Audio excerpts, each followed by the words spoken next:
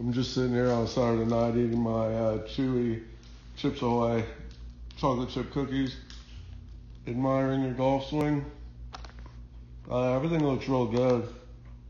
I mean, I kind of look at it like a checklist. So you got the setup, fundamental positions.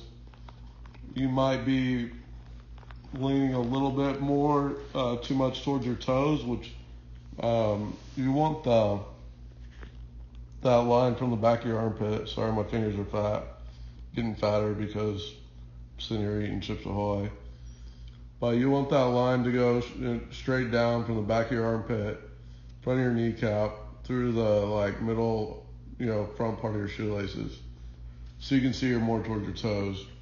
So I'll just get maybe back a little, stand maybe a hair taller. Just pay attention to the weight in your feet, because the balls of your feet are going to lead to more lateral movement, where you want to be more centered, that pressure more centered in your feet, so you can be more rotational. So this is the second piece. That looks good. Perfect. There, that looks good to me. So, I don't try to be perfect, but I think you just want to be just in that, anywhere inside the golf ball at that shaft angle is, steep, which most players go steep to shallow. I'm not sure. I was looking at your downswing. So here is where I believe kind of your shoulders quit turning, right? We're talking about the Gabe trainer. But the rest of this is, to me, is just your arms keep going, but there's no really core, shoulder turn. And so to me, that's why I like the Gabe trainer, because I like to be real connected there and then just fire through. That takes, timing to get that back into position. So now when we go back down, you've pretty much returned that shaft angle right where it was, but it's still inside the golf ball, which is why I said it was steep, where you'd want to be a little more shallow so you can rotate properly through the ball.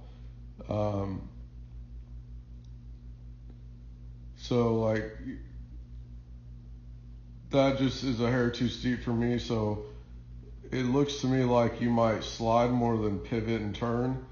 So when we go post impact, see there's not much rotation with the lower body there, and then the club head passes the handle there, which I'd like to see a little bit more rotation. And I'll send you a couple screenshots of some swings I like that, get shallow coming down and then they're able to rotate properly to control the face. But obviously you got a lot of good things and you're a good player. But right here, it just looks like you're real steep, and then you get underneath, you have to stall a little bit because you're steep, and then your face sometimes can flip on you. That's what I see. So shallow it out and get your setup good and get the Gabe trainer. Key success. The other video. So if we see where your arms stop turning there. So you guys have similar width, which means, the swing arc from the club to your body, you might even have more. The arm is along the shoulder plane similarly. But you can see he has a little bit more pelvic tilt, which means his right hip is higher than his left hip. You get a lot of turn, but I'd be curious face on to see what that looks like, because you have a little bit more knee bend at the top. So it's just, there's a simple turn and posture drill for that. But everything looks good. That's why I'm so into the Gabe trainer, because I think that piece right there, just getting a little bit of, loose with the arms or lift or whatever you want to call it, it takes a lot of timing, and obviously you're athletic and, good, so you can make it work.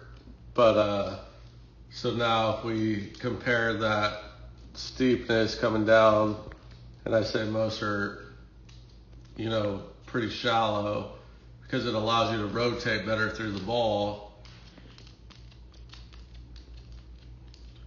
right? So you can see how square he is at the ball, the hips rotated, the hands are gonna now go around him to the left because you get steep, right?